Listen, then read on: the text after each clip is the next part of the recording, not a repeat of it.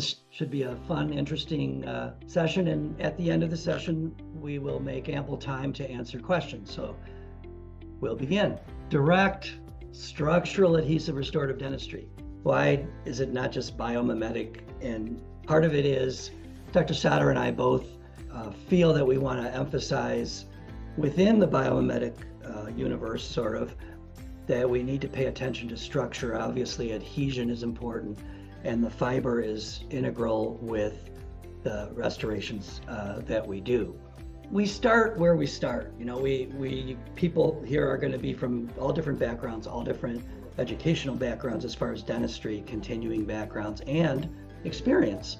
So wherever we are in that journey, where we go with it is up to us. And for folks who are here, that means that you have curiosity, that you want to learn more, and that you want to incorporate things, some or all of this, into your knowledge and your practice. So I commend you for that. So anyways, we're going to start by considering the implications of managing structurally compromised teeth. What does that mean, and why does it matter? I'm going to be focusing on approaches to restoring these teeth, but before we get to fiber, we're dealing with structure. We're dealing with cracks, and that's a area that has received a lot of interest and questions, and I'll be addressing my perspective on that. So this was 320 consecutive teeth, and wrote down the existing restorations, whether there were enamel cracks or not, whether there were symptoms or not. And 22.8% of these teeth had cracks internally, and that was not counting the inside of the marginal ridge. So it had to extend onto the prep floor. And so I found 71.2% of the internally cracked teeth had marginal ridge cracks. They found 89%. 11% of the internally cracked teeth in my office had symptoms. They were treating more symptomatically though. In their case, 69%. So pretty big differences in numbers. And then interestingly, Cameron had a 22 point something percent number. 25% of the symptomatic internally cracked teeth in my office ended up needing endodontic treatment. So we go back to these teeth and we go, okay, we know that external marginal ridge cracks at a pretty high rate extend into the tooth. So on a tooth that, I don't know, doesn't obviously otherwise need treatment, do we treat it? Do we watch it? What does it mean with the enamel cracks? Here, we could argue observing this. So I might write occlusal amalgam, and I say write because I did not go digital with my chart notes for this. This may be one of the primary reasons, is I wanted to track certain things. For me, sometimes we would observe a spot or a restoration or an E1 lesion, and that would key us into sometimes doing stronger prevention. And here's what we find inside. So this tooth, which I lost track of, has a kind of a clear or a white line, and the lingual cusp was also cracked. Interestingly, this is a crack that may have been started, but I may have made it worse. When taking out amalgam, we have two general types. We have spherical amalgam. The particles are kind of round. The classic on that was Titan alloy, which is what we used at Michigan. Now, this is that technique. So we're gonna just let it play. It's not very long. This is, using SE2 bond or SE Protect bond, wetting the fiber thoroughly.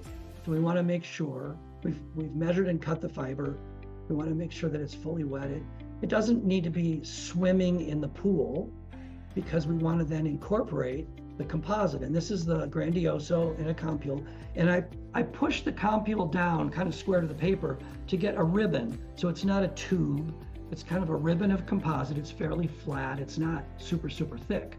And then the fiber gets transferred onto the Grandioso and tapped in. So we want to get the composite to work its way up between the yarns. Grandioso is 1.6% shrinkage. Flowable is 3 to 4%. The properties of Grandioso are better, and the tensile strength is better. And what it provides us when we bring it to the tooth is we can place it and it stays, which is kind of cool. So I tamp that in, and then we get rid of the excess on the sides, and then peel it off the pad. Just a thin interproximal carver, peel that off the pad, and it's ready to go to the tooth.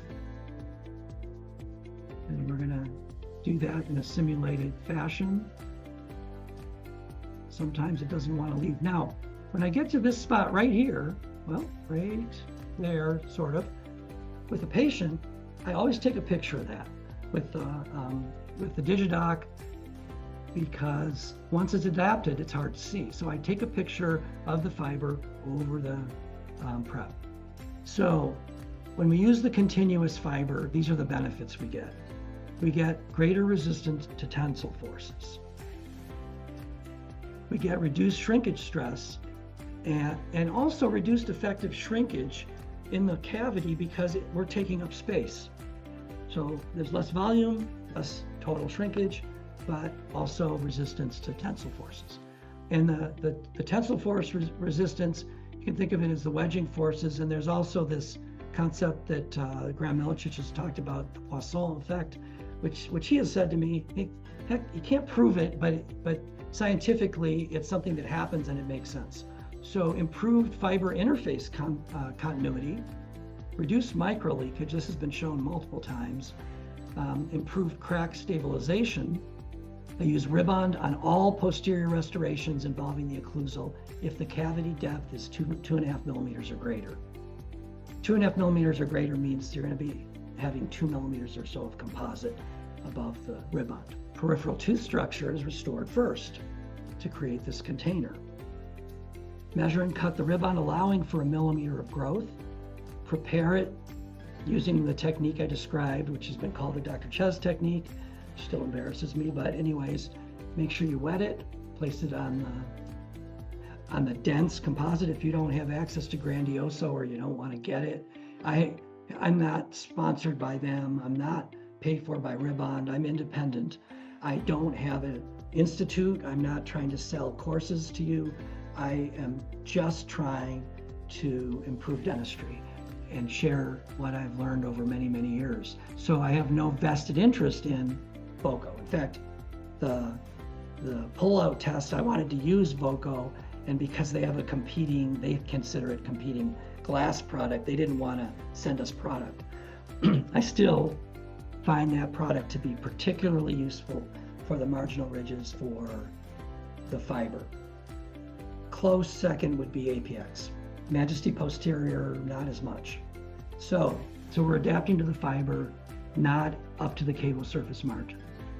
Everex for me is after laminating with Ribond for large cavities because it's tough. It's an enhanced composite.